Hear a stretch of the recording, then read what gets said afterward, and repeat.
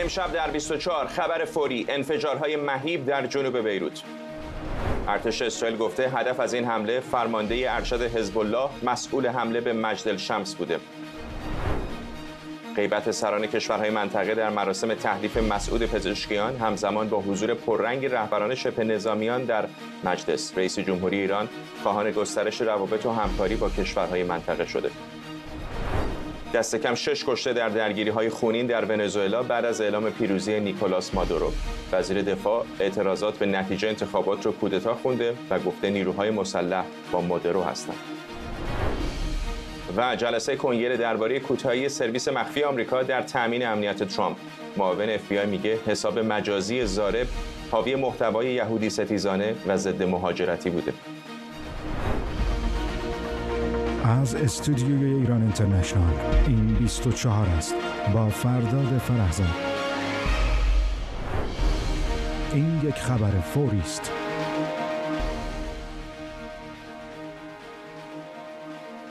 بینندگان ایران اینترنشنال در ایران و سراسر جهان سلام و وقت بخیر به شما. 10 شب در ایران و 9:30 در بیروت. ارتش اسرائیل میگه در حمله هوایی ساعتی پیش به جنوب بیروت به دنبال کشتن یکی از فرماندهان ارشد حزب الله بوده. سخنگوی ارتش اسرائیل گفته هدف این حمله فرمانده مسئول قتل کودکان مجد الشمس بوده. به گزارش خبرگزاری رویترز هم فرمانده‌ای که اسرائیل به دنبال او بوده فؤاد شکر معروف به حاج محسنه که فرمانده پروژه موشک‌های نقطه زن حزب الله و همینطور معاون ارشد حسن نصرالله محسوب میشه. بابک اسحاقی خبرنگار ما از تل‌آویو با ماست. بابک، ارتش اسرائیل خیلی سریع واکنش نشون داده، گفته که هدفشون چه بوده، چه جزئیات بیشتری میدونیم در مورد ابعاد این حمله؟ فرداد، قبل از اینکه جزئیات آنچه که حدود 2 ساعت پیش در بیروت اتفاق افتاد را بگم، باید این را خاطر نشان بکنم که در حال حاضر 2 سوال مطرح است.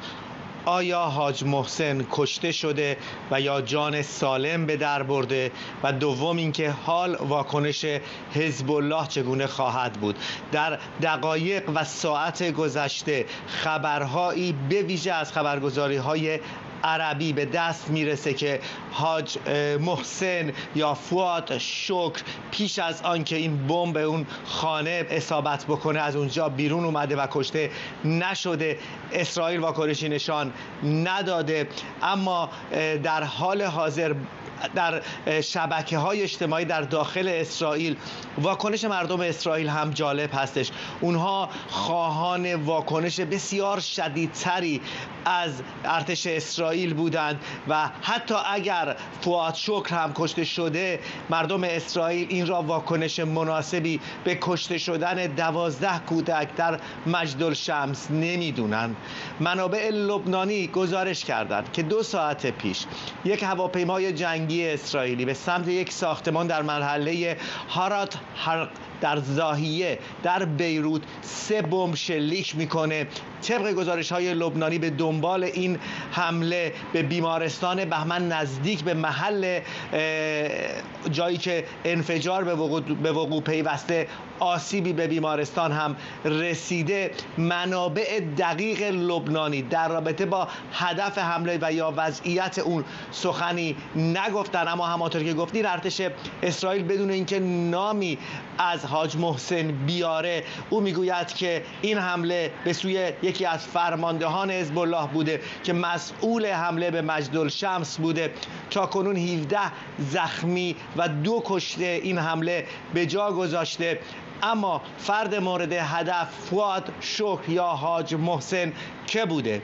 او در حقیقت رئیس ستاد عملیاتی حزب الله، مشاور نزدیک حزب الله و میشه گفت مرد شماره 2 در سازمان حزب الله بوده. اون نه فقط از طریق اسرائیل بلکه به خاطر ارتباطش با قتل 241 سرباز آمریکایی در حمله سال 1983 تحت تعقیب در ایالات متحده بوده و برای دستگیریش 5 میلیون دلار جایزه هم تعیین شده. همکنون شبکه العربیه گزارش کرد که تلاش برای ترور فؤاد شکست خورده. کانال MTV لبنان هم به نقل از مقاماتی در حزب الله گفته که به این مقام ارشد آسیبی نرسیده.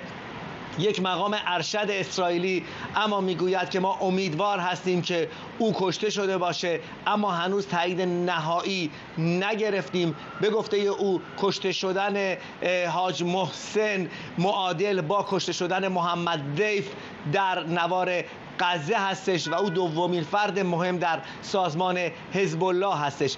کانال الحدث سعودی هم گزارش میکنه که در محل حمله دفاتر هماهنگی میان حزب الله و سپاه پاسداران انقلاب اسلامی جمهوری اسلامی قرار داشته و شاید این ساختمان مورد هدف قرار گرفته.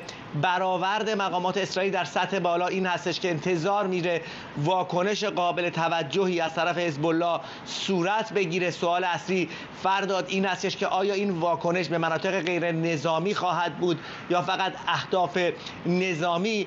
به گفته این مقام اسرائیلی لحظات بحرانی را میگذرونی و احتمالاً به زودی وارد دوره‌ای از درگیری‌های شدید و حملات موشکی خواهیم شد، اما این اقدام برای هدف قرار دادن شخص مورد نظر بسیار مهم بوده. به گفته این مقام سخنگوی رئیس رسمی دبیرکل سازمان ملل هم اعلام کرده که رهبری یونیفیلم و هماهنگ کننده های سازمان ملل در لبنان در حال تلاش برای جلوگیری از آغاز جنگ میان حزب الله و اسرائیل هستند. فرداد شب پرتنشی را اهالی شمال اسرائیل مانند حیفا، بلندی های جولان و حتی تل‌آویو به سر خواهند برد.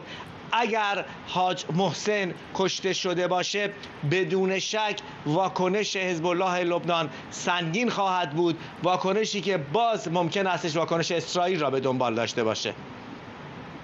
ممنونم از تو. بابک اسحاقی خبرنگار ما در تل‌آویو، حین صحبت‌های بابک تصاویر زنده رو هم داشتید می‌دیدید از جنوب بیروت در لبنان، جایی که این حمله هدفمند اسرائیل صورت گرفته. هنوز جزئیات داره آرام آرام میاد، ولی به یاد داشته باشیم که همین کمی پیشتر یکی از رهبران حزب الله گفته بود که در صورت حمله اسرائیل واکنش نشون خواهد داد. تصاویر زنده هم الان دارید می‌بینید از واشنگتن دی سی، جایی که کارین ژان پیر سخنگوی کاخ سفید هم داره به خبرنگاران پاسخ میده. خانم ژان پیر همین لحظاتی پیش به خبرنگاران گفتش که کاخ سفید انتظار نداره که حمله اسرائیل به حزب الله الزاماً تبدیل به یک جنگ تمام عیار بین این گروه و اسرائیل بشه. پیشتر هم وزارت خارجه آمریکا درباره این حمله ابراز نگرانی کرد. جزئیات آرام آرام داره بیشتر از بیروت به دست ما میرسه. در همین حال دقایق پیش هم وزارت خارجه آمریکا در واکنش به حمله امروز به جنوب لبنان گفت واشنگتن به دنبال دیپلماسی برای جلوگیری از تشدید درگیری بین اسرائیل و حزب الله. شما دیروز از جان کربی و امروز از من شنیدید که ما باور نداریم که جنگ همه جانبه اجتناب ناپذیره. هنوز معتقدیم که میشه ازش جلوگیری کرد. ما به تلاش برای رسیدن به راه‌حل‌های دیپلماتیک ادامه میدیم که به غیرنظامیان اسرائیلی و لبنانی اجازه میده به خونه‌هاشون برگردن و در صلح و امنیت زندگی کنن. مطمئنم می‌خوایم اصلا رو تشدید و تنش جلوگیری کنیم و دقیقاً به همین دلیل که ما کماکان عمیقاً بر دیپلماسی متمرکزیم. مهرداد فرهمند، تحلیلگر مسائل خاورمیانه از استانبول به ما پیوسته. آقای فرهمند، به نظرتون این شروع یک چیز بزرگتریه یا پایان واکنش اسرائیل؟ به نظر نمیرسه فعلا که اتفاق بزرگتری بخواد بیفته، یعنی جنگ تمام عیاری رخ بده. البته خیلی بستگی با این داره که این آقای حاج محسن یا فؤاد شکر کشته شده باشه یا نشده باشه. اگر که او جان سالم به در برده باشه که خب به نوعی به خیلی گذاشته، به این معنی که اسرائیل همون انتقام حمله مجزر شمس رو گرفته، همین که این بر ضربه خیلی بزرگی نخورده که بخواد اون هم به یک انتقام سختری بگیره و این زنجیره بخواد کار رو برسونه به این که در یک جایی دیگه اوضاع از کنترل خارج بشه. گرچه همین قدرش هم ضربه است برای حزب الله، چون من بخوام یک توضیحی بدم درباره محل حمله که اهمیتش رو مشخص میکنه. محله هست به نام حارت حریک که در همین زاهیه است. زاهیه وقتی میگیم حومه جنوبی بیروت که خیلی هم بزرگه، جمعیتش رو بین 500 تا 700 هزار نفر تخمین میزنن. بسیار منطقه از لحاظ جمعیتی هم بسیار متراکمه و در کل این منطقه خب حزب الله مسلطه و در کنترل حزب الله، اما به طور مشخص یک بخشی از این که بهش میگن مربع امنی یا مربع امنیتی که همین منطقه حارت حریک در قلب اونجاست، جایی است که مؤسسات و جاهای مربوط به حزب الله که البته همگی هم پنهان هستند، یعنی هیچ کدوم طور نیست که فکر کنید تابلویی داره یا مشخصه که اینجا مال حزب الله است یا هرچه. عمدتاً اون منطقه جایی است که امنیتی تره و یک حسینی در اونجا هست که معروف به مجمع شهدا، یک سوله بزرگه که در تصویرهایی که شما می‌بینید که سید حسن نصرالله سخنرانی میکنه و تصویرش روی یک تلویزیون، روی یک پرده با تلویزیون مداربسته منتشر میکنن زنده، اونجا در اونجاست معمولا محلی که ازش فیلمبرداری میشه. مراسم مربوط به حزب الله در اونجا برگزار میشه همیشه. همین بیمارستان بهمن البته که آسیب دیده بیمارستان البته ربطی به حزب الله نداره، اینجا متعلق به یک سری شیعیان کویتی است که از مقلدان سید محمد حسین فضلالله مرجع لبنانی بودند، اونها اون بیمارستان رو اونجا ساختند. به هر حال این منطقه حمله بهش در واقع به حمله به قلب امنیتی حزب الله و چیز کوچکی نیستش. همینش هم میطلبه که حزب الله بخواد در برابرش یک پاسخی بده، ولی خیلی فرق میکنه که صرفاً مسئله حمله به حارت یا اینکه در اون شخصی مانند همین حاج محسن که خب از نیروهای قدیمی حزب الله است و خیلی موثر بوده و فرد مهمی، شاید میگن که در جایگاه سوم در حزب الله بوده، فرق میکنه اگر او کشته شده باشه. گرچه باز در مجموع میشه گفت هنوز ما تا اونجایی که جنگ فراگیری میان اسرائیل و حزب الله رخ بده فاصله داریم. آقای فرمانده، در همین دقایق گذشته سفارت ایران هم در لبنان واکنش نشون داده و گفته که ایران به شدت به گفته اونها تجاوز گناهکارانه و بزدلانه اسرائیل رو که در حومه جنوبی بیروت رو هدف قرار داده محکوم میکنه. میدونیم که کمی پیشتر قبل از شروع این حمله یکی از ارشدترین مقامات حزب الله گفته بود مهم نیستش که پاسخ اسرائیل محدود باشه، گسترده باشه، هدفمند باشه، غیر هدفمند باشه، حزب الله پاسخ خواهد داد. فکر میکنید که بلوف بوده یا واقعا چنین خواهند کرد؟ خب تا به حال حزب الله همیشه پاسخ داده، ولی خب معمولا پاسخ‌ها در سطح حمله‌ای که اسرائیل کرده نبوده. اسرائیل یک سری افراد مهم رو از حزب الله گرفته، از لحاظ کمی هم تعداد نفرات حزب الله که در طول این جنگ کشته شدن بالای 300 نفر به گمان هم تا الان شده باشه. حزب الله کشته داده که این بی سابقه است، اما حزب الله نتونسته متقابلا در همین سطح به اسرائیل ضربه بزنه. به هر حال حزب الله در حد توان خودش به اسرائیل پاسخ داده، ولی نمیشه انتظار داشت این پاسخ یک چیز خیلی گنده‌ای باشه. در هر حال همچنان به نظر میرسه که هر دو طرف اسرائیلی و لبنانی این حملات متقابلشون به یکدیگر رو زیر یک سقفی نگه داشتند، اما در این حال وضعیت بسیار شکننده است. یعنی کافیه که یک جایی این سقف سوراخ بشه، یک اتفاق ناخواسته بیفته و در اون صورت اون اتفاق ناخواسته ممکنه که جرقه یک جنگ بزرگی رو بزنه. ولی به نظر میرسه که به شکل عقلانی هر دو طرف اسرائیلی و لبنانی تلاش میکنن که کار به جایی نرسه که بخوان که وارد جنگ فراگیری بشن.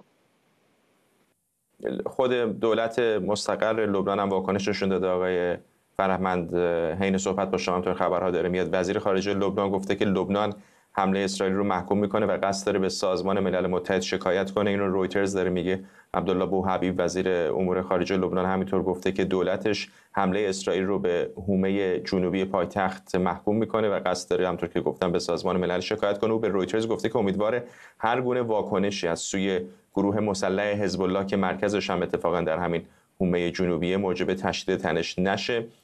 آیا این به نظرتون این تصویر رو میده که دولت مستقر لبنان هم داره خودش رو آماده میکنه برای یک واکنش احتمالی از سمت حزب الله؟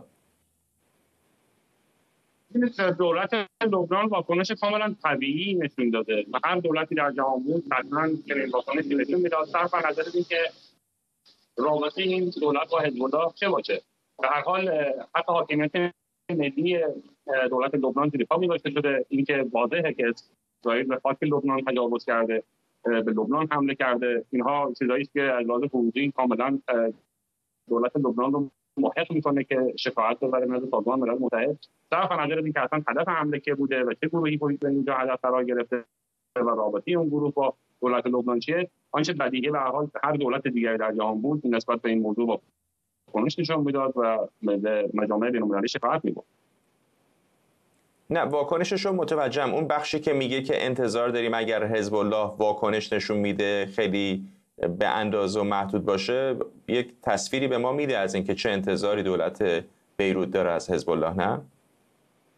دقیقاً به حال دولت لبنان هم داره تلاش میکنه که وضعیت رو مهار بکنه، یعنی همه تلاش‌ها داره میشه، فقط هم دولت لبنان نیست، یعنی هر بازیگری در منطقه، هر قدرتی در منطقه و جهان، از آمریکایی‌ها گرفته تا قدرت‌های منطقه‌ای، همه تلاششون رو دارن میکنن که نگذارند که این تنش میان اسرائیل و حزب الله کار رو بکشونه به اینکه جنگی رخ بده. این جنگ به نفع هیچ کسی در منطقه نیستش و وضعیت رو حتی به نفع اسرائیل هم نخواهد بود و در اسرائیل هم به هر حال به نظر میرسه که شاید صرف نظر از اینکه عده قلیلی که تندروهایی هستند، غیر از اونها بقیه و حتی ارتش اسرائیل تمایل به این نداره که وارد به شکل زمینی وارد لبنان بشه و این جنگ داخلی لبنان اون وضعیت دهه 80 میلادی رو دوباره تکرار بکنه، جنگ تمام عیاری بخواد رخ بده. این رو خواست در واقع کسانی که الان مسئول هستند و دستن در کار هستند نیست، مگر اینکه به نحوی یا اوضاع از کنترل خارج بشه یا اینکه اوضاع از دست عاقلان قوم خارج بشه و به دست تندروها بیفته. ممنونم از شما مرداد فرهمند، تحلیلگر مسائل خاورمیانه از استانبول. با ما حین صحبت‌ها هم دارید تصاویر زنده رو همچنان از جنوب بیروت می‌بینید. مسعود پزشکیان در مراسمی در مجلس شورای اسلامی به عنوان نهمین رئیس جمهوری اسلامی سوگند یاد کرد. او پیش از این مراسم با رهبران گروه‌های نیابتی تحت حمایت جمهوری اسلامی هم در منطقه دیدار کرده. همچنین جمعی از سفرا، نمایندگان و هیئت‌های خارجی همراه با رهبران حماس، جهاد اسلامی و حوثی‌های یمن هم در تحلیف پزشکیان شرکت داشتند. آقای پزشکیان در این جلسه از آمادگی تهران برای گفتگو با کشورها برای کاهش تنش خبر داد. دولت من با ایجاد تعادل و توازن در روابط خارجی، منافع ملی و نیازهای صلح و امنیت منطقه و جهان را پیگیری خواهد کرد. ما قدر دوستان روزهای سختمان را خواهیم دانست. با بازیگران نوظهور در جنوب جهانی روابطمان را تحکیم خواهیم کرد. برای تثبیت دوستی و مودت با همسایگان شرقی و حوزه فرهنگی فارسی زبان تلاش خواهیم کرد. کشورهای غربی را به درک واقعیت‌ها و ایجاد روابط مبتنی بر احترام متقابل و جایگاه برابر فرا می‌خوانیم و آماده ایم مدیریت تنش با دولت‌هایی که هنوز شأن و جایگاه ایران را درک نکرده‌اند گفتگو کنیم. جوزکه صادقی روزنامه‌نگار از پاریس و جابر رجبی فعال تحلیلگر سیاسی به ما پیوستن. با خانم صادقی شروع می‌کنم. الان که این حمله هم در بیروت صورت گرفته، به نظرتون با روی کار آمدن پزشکیان و تصویری که امروز در مجلس شورای اسلامی دیدیم از حضور بسیاری از رهبران گروه‌های شبه نظامی وابسته به جمهوری اسلامی در منطقه، چه سیگنالی او داره میده به کشورهای منطقه؟ جمع شدن این گروه ها همونطور که شما بیان کردید، این صحنه‌ای که دیدیم و بهایی که شخص اول نظام جمهوری اسلامی ایران علی خامنه‌ای به اونها داد، بیانگر یا در واقع رساندن این پیامی که جمهوری اسلامی ایران این سیاست تخاصمی خودش رو حفظ میکنه، ادامه میده و به غرب میگه که من از طریق بازوان خودم در هر شرایطی آماده تقابل با شما هستم. خب باید هم این گروه ها در واقع حضور داشته باشند در همچنین جایی و در همچنین مراسمی، چرا که این گروه ها بارها با توجه به سرمایه گذاری که اتفاقا جمهوری اسلامی در دهه‌های گذشته روی این گروه ها در منطقه کرده به نفع جمهوری اسلامی ایران عمل کردن. اگر فقط چند نمونه رو به اونها اشاره بکنیم، این گروه ها در بالانس نظامی قدرت در منطقه به جمهوری اسلامی بارها کمک کردن. این گروه ها باعث شدن که سپر جمهوری اسلامی ایران در واقع در یک سری از شرایط حساس بشن، به اونها بارها حمله شده. همین الان هم ما داریم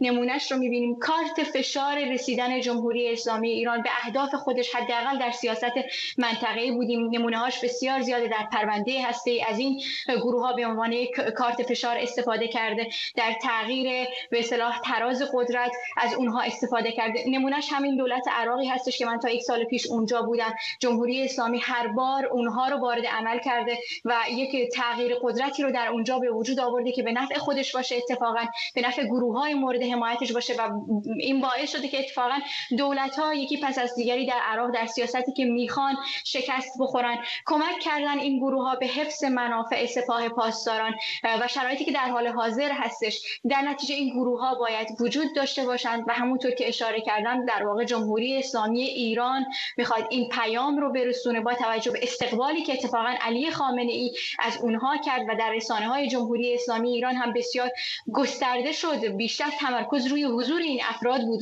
حضور این رهبران بود و دیدارهایی که علی خامنه‌ای با آنها داشت و قدردانی‌هایی که از مقاومت اونها میکرد در واقع نشون دهنده اینه که جمهوری اسلامی سرمایه‌گذاری خودش رو روی اون گروه‌ها حفظ میکنه و اونها رو اتفاقا در یک همچین مراسمی به اونها کرسی‌های جلو رو هم خواهد داد. آقای رجبی، آقای پزشکیان در سخنرانیش گفته که به دنبال کاهش تنش در منطقه است. خیلی این حرفا با اون تصویری که داریم میبینیم همخوانی نداره وقتی اسماعیل هنیه در ردیف اول حضار نشسته، اینطور نیست؟ درود بکرم. آقای فردادی دقت بکنیم امروز واقعا از این مراسم تحلیف که فکر می‌کنم سبکترین مراسم از نظر وزن مهمان‌ها بود تو این سالها. یعنی حتی کشورهایی که جمهوری اسلامی باهاشون خیلی روابط بدی نداره اونها هم در یک حتی به اندازه دوره رئیسی هم نبوده، یعنی مثل قطر یا کشورهای دیگه. از اون بر کشورهای عربی مثل سعودی یا کشورهای دیگه‌ای که جمهوری اسلامی میخواد باهاشون ارتباط برقرار بکنه اونها هم گویی که اونها انقدر اون پیام روشن رو نگرفتن از دولت پزشکیان که بخواهن مثلا با اومدنشون یک مقداری پیام مثبت بدن. این دلیلی که از فاصله بین اون انتخاب یا انتصاب پزشکیان تا امروز اون پیام ها یا اون فعالیت های پزشکیان یا اون تیم اون انقدر نبوده که فضای یا مثلا پیامی رو به دنیا بده که واقعا قرار یک تغییر ایجاد بشه. تو این فرصت، تو این محدوده، واقعا اون شعارهایی رو که پزشکیان میداد ما میخوایم با دنیا تعامل بکنیم، میخوایم تغییر ایجاد بکنیم، اون کاری رو تو این مدت نکرده، تلاشهایی رو نکرده. یه تلفن داشته با مکرون، اونم در مورد موضوع لبنان نه در مورد جمهوری اسلامی. بعد میاد میرسه امروز صف اول، خب حالا درسته مال ارمنستان هست، یکی دو تا وزیر امور خارجه، حدود 20 و چند نفر فقط مهمان از عراق آقای فرداد، یعنی معاون وزیر، نایب پارلمان، افراد بسیار زیاد و بعدش گروه‌های نیابتی. خب این حرف‌ها، این چینش این مهمان‌ها با اون حرف‌های پزشکیان نمیخونه با اون شعارهایی که اون اومد داد، یا حتی با اون سخنرانی که خودش توی قسمتش میگه ما می‌خوایم تغییر ایجاد بکنیم، روابطمون رو بهتر بکنیم. بعد یه جاش میاد دوباره میگه که نه حالا باید آمریکا بره بیرون، ما با همدیگه حرف بزنیم. به نظرم هم فاصله بین انتخاب پزشکیان تا امروز هم تناقض داشت با قبل از انتخابش، هم چینش مهمونهای امروز و هم سخنرانی خود پزشکیان از اول تا انتها واقعا تناقضات مختلفی داشت. ممنونم از هر دوی شما. جابر رجبی، فعال تحلیلگر سیاسی، و تروسکی صادقی، روزنامه‌نگار. اعلام پیروزی نیکولاس مادورو در انتخابات ریاست جمهوری ونزوئلا اعتراضات گسترده‌ای رو در این کشور به همراه داشته. مخالفان دولت که نتیجه انتخابات رو تقلب میدونن میگن که ادموندو گونزالس، نامزد اپوزیسیون، بیش از 2 برابر مادورو رأی آورده. تظاهرات و درگیری‌ها در سراسر کشور تا به حال به کشته شدن دست کم 6 نفر منجر شده. آمریکا و بعضی کشورهای آمریکای لاتین هم نتیجه انتخابات رو زیر سوال بردن، اما روسیه و چین به مادورو تبریک گفتن.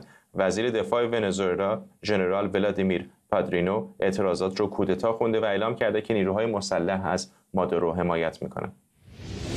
آرش عزیزی، نویسنده و پژوهشگر از بوستون با ماست. آقای عزیزی، حالا در آزاد بودن انتخابات ونزوئلا که سوالهای زیادی وجود داره، ولی خیلی از ناظران، خیلی از اپوزیسیون با همین فضای بستم تصورشون این بود که خیلی پیشتاز هستن با فاصله زیاد. چقدر به نظرتون الان مشروعیت دولت آقای مادورو بیش از گذشته زیر سوال رفته؟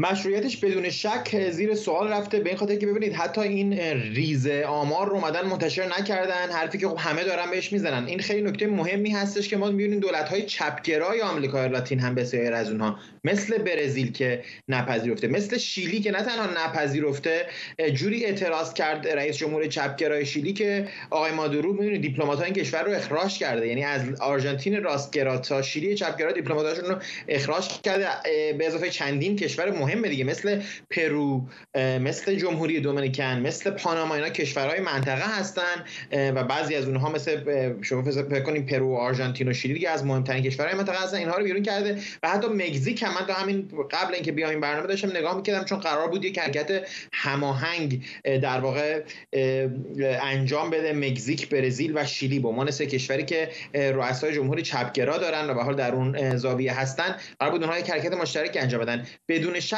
مشروعیت دموکراتیکی نداره مادورو، قبل از این هم نداشته و الان هم نداره و الان هم بیشتر از پیش نداره. سوال اینجا هستش که آیا مخالفین و اپوزیسیون این کشور میتونن کاری بکنن با همکاری حرکات بین‌المللی و حرکات داخلی که این اعتراضات می‌دونیم تا اون رو بتونن کنار بزنن یا نه، که بسیار دشوار خواهد بود البته تا وقتی که ارتش این کشور وفادار باشه به دار و دسته مادورو. باید گفت واقعا که واقعا دیگه هیچ بویی از اون پروژه سوسیالیستی چاوز در اون نمانده عملاً و یک دار و دسته سرکار هست که واقعا مشروعیت دموکراتیکی هم دیگر نداره. شباهت زیادی ایران و ونزوئلا به هم دارن و البته طبیعتاً تفاوت‌های خیلی زیادی هم، ولی یک چیز مشترک بین دو کشور خصومتشون با آمریکاست، تحریم‌های ایالات متحده آمریکاست. انتقادات زیادی بر دولت آقای بایدن بوده که بعضی از این فشارها و تحریم‌ها رو بخشی به خاطر بحران انرژی برداشته از ونزوئلا. چقدر فکر می‌کنید که اون کمک کرده به قدرتمندتر شدن آقای مادورو در ونزوئلا؟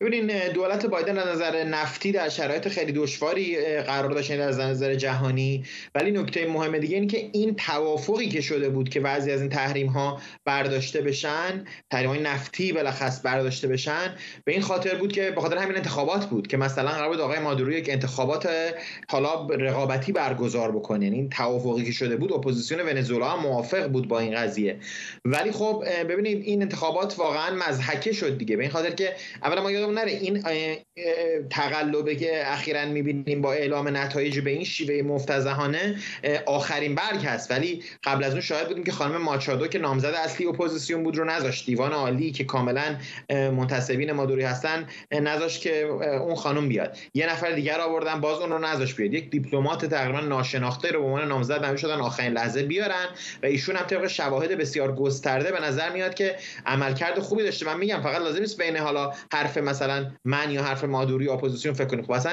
نتایج رو منتشر نکردن. برزیل هم داره همین رو میگه دیگه، برزیل خیلی محتاطانه عمل کرده. آقای آموریم که دیپلمات با سابقه برزیلی است رفته اصلا خودش در ونزوئلا بود، دیروز هم با گونزالز نماینده نامزد اپوزیسیون دیدار کرد، هم با مادورو و میگه که خب شما اصلا چرا ریز نتایج منتشر نکردید، جوری که مثلا دفعه قبلی هم کرده بودن. و ما یادمون نره که مادورو واقعا کشور رو به وضع وحشتناکی کشونده. اتفاقا وقتی مقایسه میکنیم خب جمهوری اسلامی از نظر تبعیت و سرکوب و اینها خیلی هم از ونزوئلا بیشتره، ولی موفق شده که به اون بحران اقتصادی به مدل ونزوئلا نرسه. ونزوئلا کشوری که 7,700,000 نفر در 10 سال گذشته از این کشور مهاجرت کردن، از کشور 30 میلیونی، یعنی عدد رقم باور نکردنی است. این رو هم بگم یه دلیل دیگه هم که بایدن رفت سمت این توافق همین بود که هجوم داشتن می‌آوردن از ونزوئلا مردم و در واقع مشکل مهاجرت شده بود برای آمریکا. ولی بدون شک الان بسیار لحظه سختی خواهد بود برای دولت بایدن اگه بخواد تحریم‌ها رو بیشتر کنه، دوباره جلوی فروش نفت رو بگیره، احتمال همین فروپاشی ونزوئلا هست، احتمال بیشتر شدن روند مهاجرت بیرون از این کشور هست و اگه نکنه خب جمهوری خواهان و بقیه به اون اعتراض خواهند کرد و میگن که ببین تو به حال دولت ضعیفی هستی و یه توافقی بستی با مادورو که به اون راحتی اون رو زیر پا گذاشت و در اون بلوک جهانی اگه نگاه بکنیم یک پیروزی برای ائتلاف دشمنان لیبرالیسم و دموکراسی سیاسی دیده خواهد شد و به همین دلیل هم هست که پکن، مسکو و تهران از اولین دولت و به اضافه در ضمن هاوانا و ماناگوا یعنی نیکاراگوئه از اولین دولت‌هایی بودن که اومدن تبریک گفتن به مادورو. ولی به نظر من در ضمن صحنه چپ جهانی رو هم نشون میده که ما می‌بینیم که خب الان دولت‌های دموکراتیک چپ که به صورت دموکراتیک انتخاب شدن این رو نخواهند پذیرفت و این نکته مهمی خواهد بود. من امیدوارم که شاهد باشیم که احزاب چپ، گروه‌های چپ تعهد خودشون رو به دموکراسی نشون بدن با نپذیرفتن این نتایج، کما که حزب کمونیست ونزوئلا که مخالف مادورو بود و مورد سرکوب قرار گرفته بود هم نپذیرفته نتایج رو و به اونها اعتراض کرده و جزو اعتراضات مردمی علیه این حکومت است. ممنونم از شما آرش عزیزی، نویسنده و پژوهشگر از بوستون ماساچوست. در پی ترور نافرجام دونالد ترامپ، رونالد رور، سرپرست سرویس مخفی این کشور، در جلسه استماع سنا گفته نمیتونه از کوتاهی این نهاد در تامین امنیت پشت بامی که مهاجم از اون استفاده کرده بود دفاع کنه.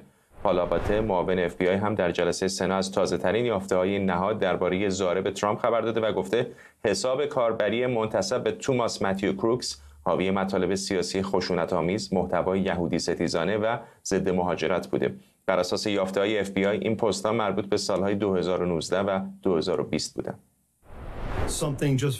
اخیراً اطلاعات جدیدی کشف شده که می‌خواهم با شما در میان بگذارم. یک حساب کاربری در شبکه‌های اجتماعی پیدا شده که احتمال می‌رود متعلق به تیرانداز باشد و به حدود سال‌های 2019 تا 2020 برمیگردد. در این حساب بیش از 700 پست منتشر شده. برخی از این پست‌ها اگر نهایتاً به ضارب نسبت داده شود، به نظر می‌رسد دیدگاه‌های یهود ستیزانه و ضد مهاجرتی را منعکس می‌کند، خشونت سیاسی را ترویج می‌دهد و نظر افراطی دانسته می‌شود.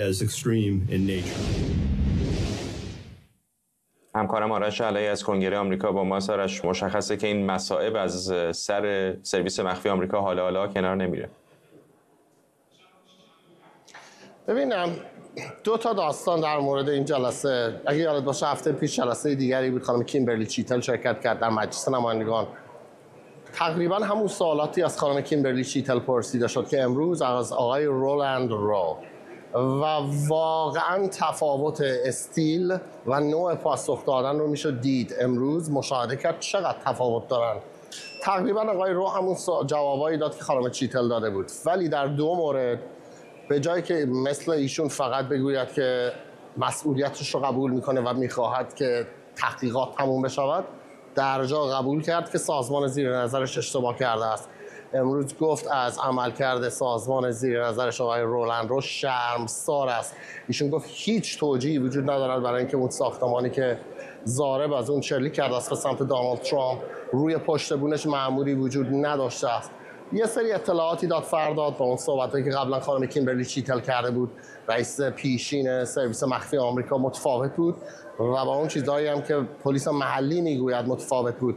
از جمله اینکه آقای رولند رو امروز ادعا کرد برخلاف اون چیزی که مطبوعات میگویند، سرویس مخفی تا زمانی که شلیک نشده به سمت ترامپ از وجود تهدید علیه جان رئیس جمهوری سابق آمریکا مطلع نبوده است. در حالی که میدونیم مطبوعات آمریکا هم گزارش دادند، خود پلیس محلی هم میگوید 90 دقیقه قبل از اینکه این تیراندازی صورت بگیرد، توماس متیو کروکس رو به عنوان یک فرد مظنون شناسایی کرده بودند. امروز آقای رو گفت اون اطلاعات هیچ وقت به سرویس مخفی داده نشده است و ایشون داره تحقیق میکنه که بفهمه که چه اتفاقی افتاده است. عکس‌های متفاوتی رو آورد امروز نشون داد از روی در واقع در مورد سقف همون ساختمان، از جایی که اون تک‌تیراندازهای سرویس مخفی دید داشتند. وقتی شما از اون سمت نگاه می‌کردید، به خاطر شیبی که سقف داشت، تا وقتی که توماس متیو کروکس سرش رو بالا نمی آورد، از بالای اون شیب قابل دیدن نبوده است برای تیم تک‌تیرانداز. و ایشون شروع کرد امروز با دلیل و مدرک و عکس نشان دادن که خب خیلی از این اتفاقات، مشکلات بین پلیس مخفی و سرویس مخفی و پلیس محلی وجود داشته است، اما بقیه سرویس مخفی کارشون رو درست انجام دادن. نکته دیگر این بود که در حالی که آقای رولند رو امروز داشت در این جلسه شهادت میداد، نشریه نیوزویک در یک اقدام کاملا جنجالی بخش‌های از ایمیل یک تک‌تیرانداز سابق سرویس مخفی آمریکا رو منتشر کرد که در اون ایمیل این تک‌تیرانداز میگوید تنها دلیل سوء قصد به جان ترامپ بیکفایتی مدیران رده بالای سرویس مخفی آمریکا هست و این تیرانداز گفته است تا وقتی که این رؤسای رده بالای سرویس مخفی در جای خودشون باشند، این بیکفایتی ادامه پیدا خواهد کرد و در این نامه هم نوشته است که پیش بینی می‌کند با این روند و مخصوصاً گرم شدن تنور انتخابات در آمریکا تا ماه نوامبر شاهد سوءقصدهای دیگری هم باشیم، مخصوصاً به جان آقای ترامپ. بخشایی از اون صحبتایی هم که FBI در این جلسه عنوان کرد به عنوان اون مسئله‌ای که مثلا اکانت آقای توماس متیو کروکس رو فعلا پیدا کردن، هنوز مدارکی پیدا نشده است که بگوید 100% صاحب اصلی این اکانت توماس متیو کروکس بوده است. ممنونم از تو همکارم آرش علایی در کنگره آمریکا. نمایندگی ایران در سازمان ملل ارزیابی مقامات اطلاعاتی آمریکا رو که نشون میده ایران از کارزار نفوذ مخفی برای تضعیف نامزدی ترامپ استفاده میکنه رد کرده. مدیر اطلاعات ملی آمریکا در بیانیه گفته بود تهران در حال تلاش برای تاثیرگذاری بر انتخابات ریاست جمهوری آمریکا، احتمالاً به این دلیل که رهبران حکومت ایران میخوان از نتیجه‌ای که تصور میکنن تنش‌ها با آمریکا را افزایش بده جلوگیری کنند. این بیانیه روسیه رو همچنان تهدیدی پایدار برای انتخابات ریاست جمهوری آمریکا نامیده و گفته مسکو در پی تضعیف دموکرات است. شاهین سمیعی کارشناس امنیت ملی از ویرجینیا و بهنام طالبلو پژوهشگر ارشد در بنیاد دفاع از دموکراسی از واشنگتن دی سی با ما هستن. با آقای طالبلو شروع میکنم. شکی ندارم که بالاخره جمهوری اسلامی تلاشش رو میکنه، ولی واقعا به نظرتون چقدر میتونه تاثیر معنادار داشته باشه در انتخابات آمریکا؟ با سلام، سوال خیلی خوبیه، چون تاثیر رو به اصطلاح نمیشه واقعا کمیت و کیفیت بهش گذاشت، چون چیزی که مهمتره همین نیت جمهوری اسلامیه. نیت جمهوری اسلامی که وارد این جنگ‌های پارتیزانی و حزبی آمریکا بشه که ما از سال 2018 و 2019 از طریق مایکروسافت و از طریق فیسبوک که الان متا شده آموختیم که جمهوری اسلامی سعی کرده یه سری اکانت‌های وابسته به چپ افراطی یا اولترا پروگرسیو به اصطلاح اینا رو اسپوف کنه، امپلیفای کنه که بتونه یک همخوانی داشته باشه با آنچه که مردم در فضای مجازی میگن با آنچه که اونایی میخوان در رابطه با رابطه‌های مثلا آینده ایران و آمریکا و چه نوع سیاست خارجی مثلا نسبتاً ضعیف‌تری میخوان با آمریکا در رابطه با مثلا خاورمیانه. در این حال جمهوری اسلامی به نظر من دنبال بقای خودشه و چون دنبال بقای خودشه میخواد به هر جوری به هر نحوی با از طریق به اصطلاح این پلات‌هایی که دولت مردان دولت سابق ترامپ رو بکشه یا سعی کنه دست به چنین کاری بزنه که شاید هم خود رئیس جمهور سابق هم ترور کنه در خاک آمریکا، دنبال جلوگیری این رشد یا بازگشت فشار حد اکثریه. آقای سمیعی، این که این گزارش میگه که ایران به دنبال شکست ترامپ و برعکس روسیه به دنبال پیروزی دموکرات هست هم جالبه، نه؟ به هر حال خیلی تصورشون بر اینه که ایران و روسیه به شکلی به خصوص در موضوعات خارجی یک اتحاد و اشتراکایی دارن، ولی در این مورد به نظر میرسه که در دو قطب کاملا متفاوت قرار گرفتن.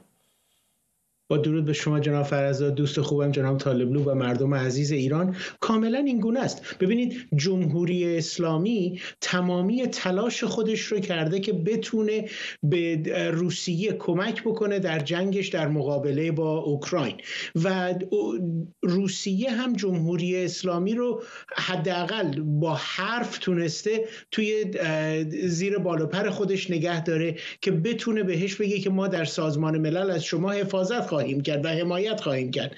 اما مسئله‌ای که باقی میمونه طبق همین گزارش هم آمده که جمهوری اسلامی علاقه‌ای داره که بتونه کاندیدایی در امریکا برنده بشه که حداقل میزان تنش با جمهوری اسلامی رو کاهش میده.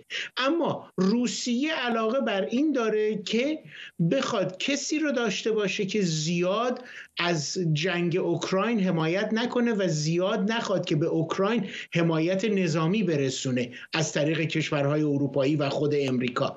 پس این نشان دهنده این هست که در حال حاضر حداقل در رده‌های بالای جمهوری اسلامی یک تنشی به وجود آمده که یک عده هنوز اون چرخش به شرق رو قبول دارن و یک عده هستند که فکر میکنن نیازمندی هاشون در جای دیگری برای دراز مدت خواهد بود. این به نظر من برای آقای پوتین هم زنگ خطری خواهد بود، به ویژه این که یکی از بهترین یاران خودش ابراهیم رئیسی رو هم از دست داده.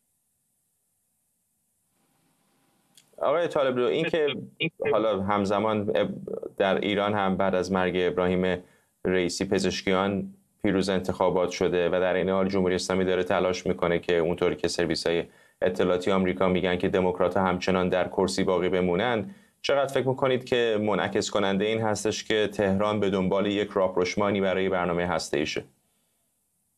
به نظر من تهران دنبال وقت خریدنه واسه برنامه هسته‌ایش. اگه ما نگاه کنیم به این 2 ماه اخیر، خبرهای خیلی مهم در رابطه با ویپنایزیشن یا اون مرحله نهایی ساخت سلاح هسته‌ای در اکسیوس به دست اومده. یعنی که جمهوری اسلامی سعی کرده هم در این سال کامپیوتر مدلینگ یا مدلینگ کامپیوتری انجام بده، هم یه نوع فلز شناسیه که ربطی داره واسه کلاهک‌های هسته‌ای. بر اساس این خبرها آمریکا به ایران اخطار مخفیانه داده بود. در این معادلات آقای پزشکیان وارد میشه و به نظر من وقت لازم رو به نفع جمهوری اسلامی ایران خواهد خرید که اکتبر 2025 که اون زمان اون مکانیزم ماشه در قطعنامه 2231 در سازمان ملل هست، اون گذر کنه، یعنی از طریق اون عبور کنه و اجازه نده آمریکا یک سیاست حد اقلی رو در رابطه با فشار دیپلماتیک و اقتصادی علیه جمهوری اسلامی فراتر از خودش ایجاد کنه. و به نظر من پزشکیان انتخاب نظام واسه خریدن زمان. آقای سمیعی، اگر اتفاق خاصی نیفته یا به قول آمریکایی ها غافلگیری اکتبری نداشته باشیم، شرایط طوریه که به نظر میرسه که دونالد ترامپ شانس پیروزی بسیار بالایی داره. چقدر فکر میکنید که تهران آماده هست برای یک دور دوم ترامپ و چقدر فکر میکنید که میتونه دوام بیاره زیر رهبری دوباره ترامپ؟ ببینید، اگر آقای ترامپ پیروز انتخابات بشه، جمهوری اسلامی اون المان گفتگو یا وقت خریدن رو از دست داده 100%. اما مسئله اینجاست که آقای ترامپ در دور اول ریاست جمهوریشون هم اعلام کرده بودند که من این از برجام خارج می شوم، اما میخوام با جمهوری اسلامی در زمینه یک قرارداد بهتری بتونم گفتگو بکنم. این یک مسئله نادانسته است برای نه فقط جمهوری اسلامی بلکه برای دنیا، که آیا ترامپ علاقه داره که بخواد با جمهوری اسلامی از راه یک تعاملی در بیاد یا اینکه بخواد با جمهوری اسلامی مقابله ای داشته باشه. تا اونجایی که میشه حد زد، من فکر میکنم آقای ترامپ به خاطر مسائل منطقه‌ای که وجود داره و به خاطر علاقمندی که نشون داده که میخواد جنگ بین اوکراین و روسیه رو هرچه سریعتر خاتمه بده، من فکر میکنم که یک مقداری حداقل اوایل دوران ریاست جمهوریشون اگر که وارد کاخ سفید بشن، کوشش بکنن که با جمهوری اسلامی درگیری نداشته باشن. اما خب میدونیم که دموکرات ها هم دارن کوشش بسیاری میکنن که حداقل راه رو برای آقای ترامپ بسیار دشوار بکنن برای رسیدن به کاخ سفید. و این مسئله هم هست که حکومت جمهوری اسلامی هم غیر قابل پیش بینیه. یعنی هیچ چیزی رو شما نمیتونید حساب بکنید که اگر آقای ترامپ بیاد اینا چه رفتاری خواهند کرد، اگر خانم کامالا هریس بیاد اینا چه رفتاری خواهند کرد. و به نظر من مشکل اصلی و اساسی در این هست که در جمهوری اسلامی علی خامنه‌ای روی حرف فعلی خودش پافشاری میکنه یا اینکه یک چرخشی خواهد کرد. ممنونم از شما. شاهین سمیعی، کارشناس امنیت ملی از ویرجینیا، و بهنام طالبلو، پژوهشگر ارشد در بنیاد دفاع از دموکراسی از واشنگتن دی سی با ما. قبل از پایان برنامه اجازه بدید دوباره بریم به بیروت. تصاویر زنده داریم از بیرون ساختمانی که مورد حمله ارتش اسرائیل قرار گرفته. در دقایق گذشته CNN به نقل از یک مقام ارشد دولت لبنان گفته که فؤاد شکر رهبر حزب الله از حمله اسرائیل جان سالم به در برده. این البته در حالیه که رسانه‌های اسرائیلی دارن این رو نقض میکنن و میگن که معتقدن که او در این حمله کشته شده. جزئیات بیشتری داره از بیروت میاد. شبکه‌های اجتماعی و تلویزیون ایران اینترنشنال رو در دقایق پیش رو دنبال کنید.